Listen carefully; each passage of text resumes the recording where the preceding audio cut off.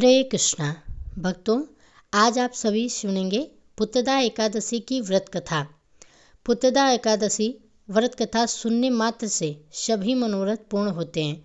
एकादशी केवल व्रत ही नहीं है, बल्कि संतान सुख और संतान के जीवन में सौभाग्य के प्राप्ति का एकमात्र माध्यम है।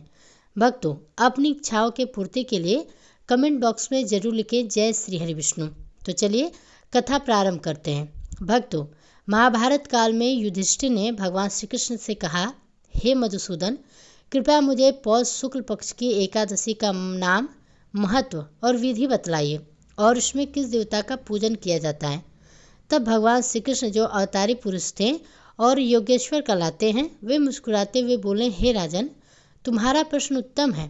धर्म की जिज्ञासा ही मनुष्य को मोक्ष की ओर ले जाती है।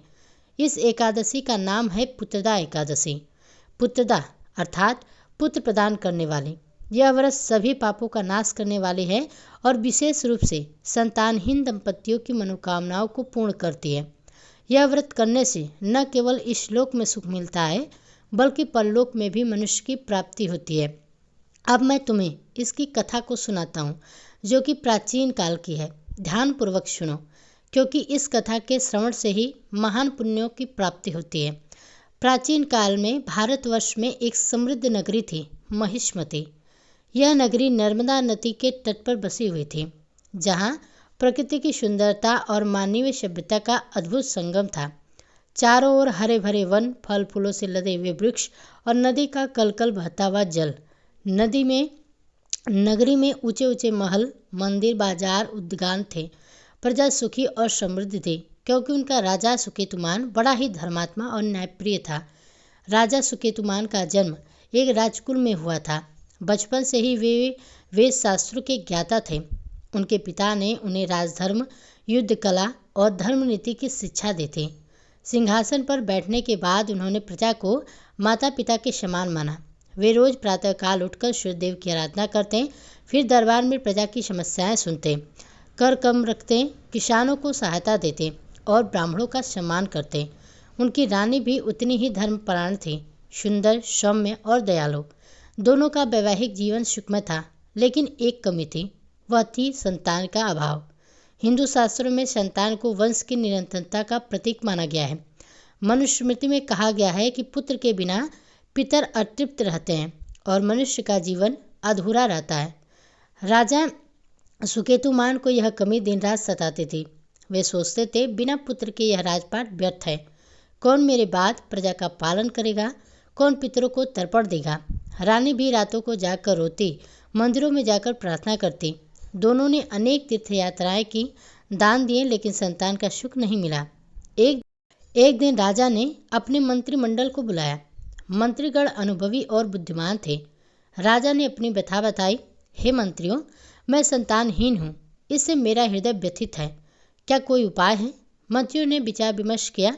एक मंत्री बोला, महाराज, शायद आप पूर्व जन्म का कोई पाप है, आपको तपस्या करनी चाहिए। दूसरे ने कहा कि वन में जाकर ऋषि मुनियों से मार्गदर्शन ले। अंत में राजा ने निर्णय लिया कि वे वन में जाएंगे और तपस्या करेंगे। यह निर्णय राजा के धैर्य और विश्वास को दर्शाता है। हिंदू धर्म में तपस्या को कर्मफल बदलने का माध्यम माना गया है। भगवत गीता में श्री कृष्ण कहते हैं कि कर्म से ही फल मिलता है, लेकिन भक्ति से कर्मों का शुद्धिकरण होता है। राजा सुकेतुमान ने राजकाज मंत्रियों को सौंपा और वन की ओर प्रस्थान किया। वन घना था, ऊंचे वृक्षों से ढका हुआ था, जहां सूर्य की किरणें भी मुश्किल से पहुंचती थी। पक्षियों का कलरव, हिरणों का दौड़ना और नदियों का बहाव। राजा पैदल चलते, भूख प्यास से सहते। वे फलाहार करते, रातें पेड़ों के नीचे बिताते। इस यात्रा में उन्हें अनेक चुनौतियां मिली, जंगली जानवर, वर्षा, ठंड, लेकिन उनका संकल्प दृढ़ था। एक दिन घूमते घूमते वे एक आश्रम पर पहुंचे। यह लोमस ऋषि का आश्रम था। लोमस मुनि महान तपस्वी थे, जिनके शरीर पर रोम इतने लंबे थे कि वे लोमस कहलाए। आश्रम में शिष्य वेद पाठ कर रहे थे। धुंध की सुगंध फैली थी और शांति का वातावरण था। राजा ने मुनि को प्रणाम किया और अपनी व्यथा सुनाई। हे मुनिवर, मैं संतानहीन हूँ, कृपया मार्ग बताएं। मुनि ने आंखें बंद की और ध्यान लगाया। योग की शक्ति से वे राजा के पूर्व जन्म को देख सकें।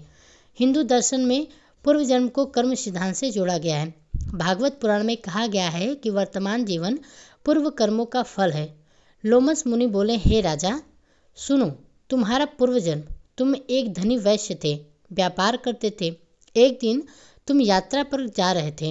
रास्ते में एक जलाशय मिला जहाँ तुम्हें प्यास लगी। वहाँ एक गाय पानी पी रही थी। गाय पशुओं में पवित्र मानी जाती है, वह माता का रूप है, लेकिन तुमने उसे धक्का देकर हटा दिया और खुद पानी पी लिया। यह पाप था, गौ हत्या के समान नहीं, लेकिन गौ उपच्छा का पाप है। इसी कारण तुम्हें संतान सुख नहीं मिल रहा है। राजा स्तब्ध रह गया। वह सोचने लगा कि छोटा सा लगने वाला कर्म कितना बड़ा फल दे सकता है। मुनि ने आगे कहा कि पाप से मुक्ति का उपाय है पुण्य कर्म। तुम पौष शुक्ल पक्ष की एकादशी को पुत्रदा एकादशी का व्रत करो।